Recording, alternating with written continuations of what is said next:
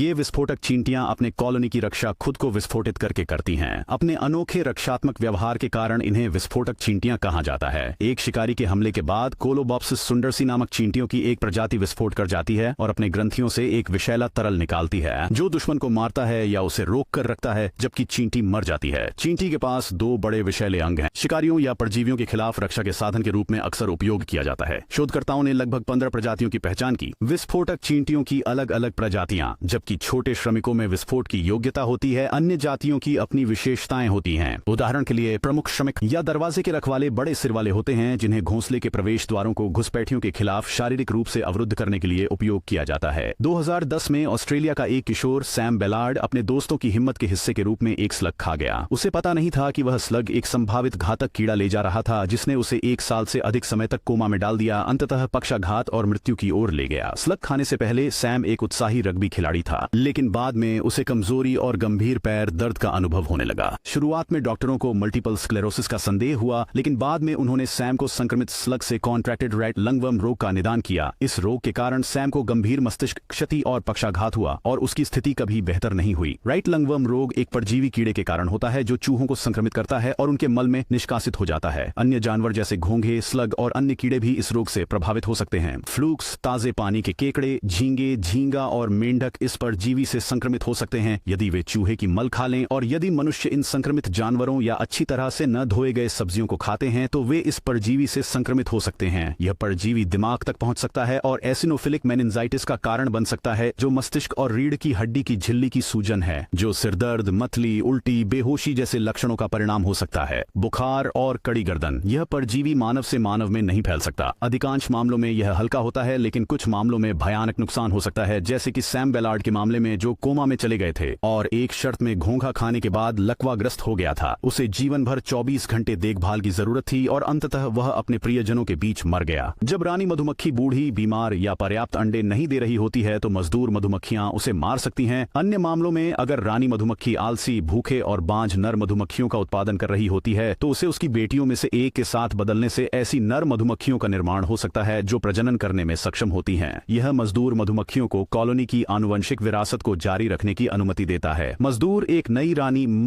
Larva को royal jelly का एक विशेष आहार दिया जाता है। एक बार जब नई रानी परिपक्व हो जाती है तो वह अंडे देने की जिम्मेदारी संभाल लेगी और श्रमिक पुरानी रानी को मार सकते हैं ताकि वह और अंडे न दे सके। लेकिन कामकाजी मधुमक्खियां ये कैसे जानती हैं कि रानी द्वारा उत्पादित नर बांझ हैं? शोधकर्ताओं ने पाया कि कामकाजी मधुमक्खियां बांझ नर मधुमक्खियों को उनकी विशिष्ट गंध से पहचान सकती हैं, जो सामान्य नर मधुमक्खियों की गंध से अलग होती है। मधुमक्खियां, यह गंध नर मधुमक्खियों के उभरने के थोड़े समय बाद विकसित होती है। मधुमक्खियां बांझ नर मधुमक्खियों को कामकाजी मधुमक्खियों की मदद से हटा देती हैं, जबकि स्टिंगलेस मधुमक्खियां ऐसा नहीं कर पाती क्योंकि अंडे प्रारंभिक विकास के दौरान सील कर दिए जाते हैं।